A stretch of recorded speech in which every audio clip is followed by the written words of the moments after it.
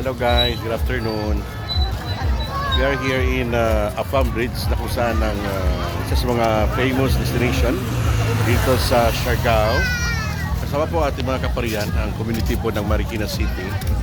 Ayan, nagpapahinga lamang dito ang ating mga kapariang kung saan ang kabalang-kabala po sa trabaho muna noon. Dahil ay it's summer, kailangan po natin na bigyan ng pagkataon na magkaroon po tayo ng pahinga. Kaya nandito po ang lahat ng ating mga kaparian para mag-celebrate ng summer break. Di ba?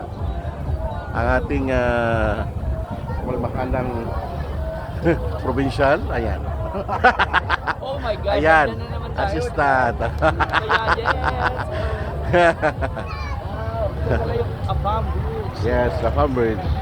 Bakit kaya tinatawag na Afam Bridge? Dahil dito po natin matagpuan ang dami pong mga foreigners. This is the bridge crew. Wow.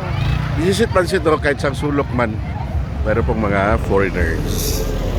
Kung tayo po ay mag-i-stay po dito ng 1 week, baka tayo po ay magkaroon ng partner or makapag-asawa dito or baka dito na tayo matuluyan. Di ba? Ganito katindi at kaganda ng karagatan dito sa Siargao. Malinis, di ba? Tingnan mo naman kapaligiran. At isa rin po ito, bakit dito po maraming tao? Dahil ho din sa sunset na ito, na tinitingnan po ng mga ating mga kapwa.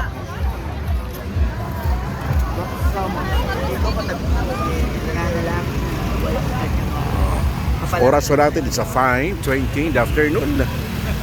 At ang dami ng mga tao hanggang alas 6 o alas 7, o lalo-lalo na pag mawala na po itong araw na ito. Nagpapahinga yung mga tao at lalong-lalo na makikita ho natin ng mga nagtitinda sa kapaligiran. Yan po.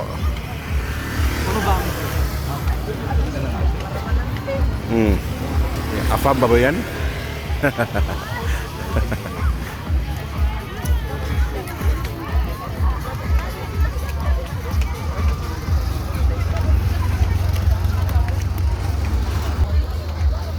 This is it, Pansit. Siargao 2025.